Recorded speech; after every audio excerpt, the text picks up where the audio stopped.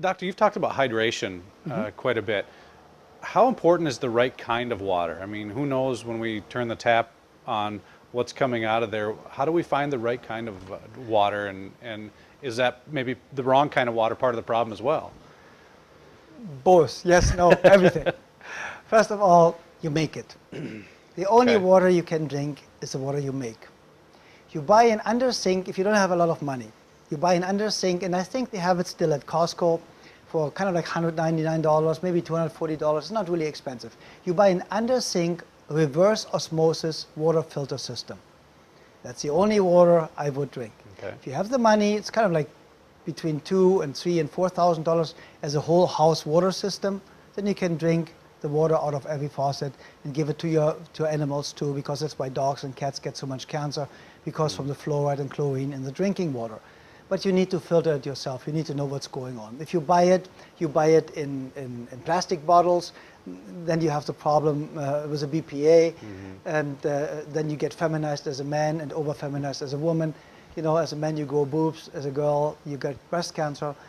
And I would not drink anything I haven't filtered myself. And I mean, when we travel, we buy certain kind of waters that I don't want to advertise, but we buy certain kinds of water that is in bottles.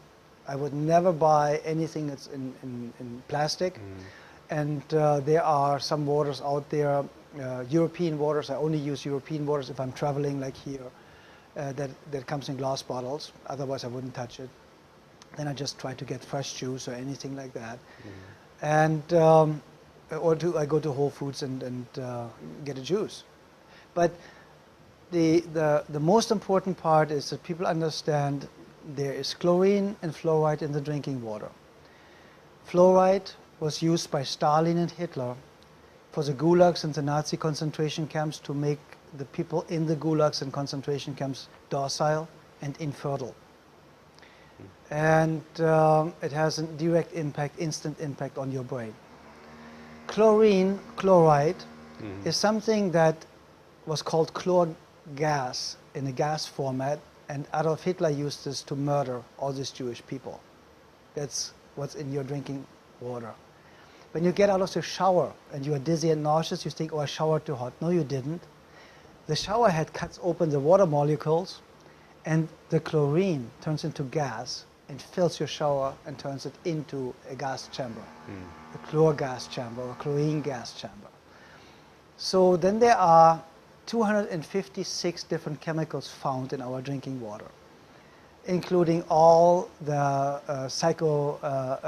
the drugs that are used for psychosomatic treatments, psychiatric treatments, and so on. So everything that people take, they pee out. The water gets basically back into the water stream, coming back to us through the water pipe. And now we have all these medicines in there. And also Jesse Ventura reported on it. There is even radiation in our drinking water and so on. So if it comes from the government, don't trust it. Make it yourself. If the federal government tells you something to do, I do the opposite of whatever it is, because I know they have their own agenda, not mine.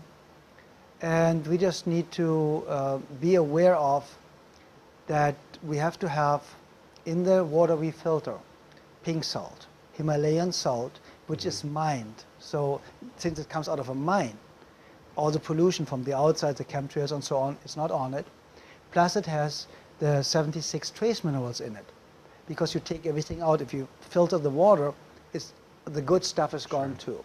But the easiest and cheapest way is really pink salt, Himalayan salt.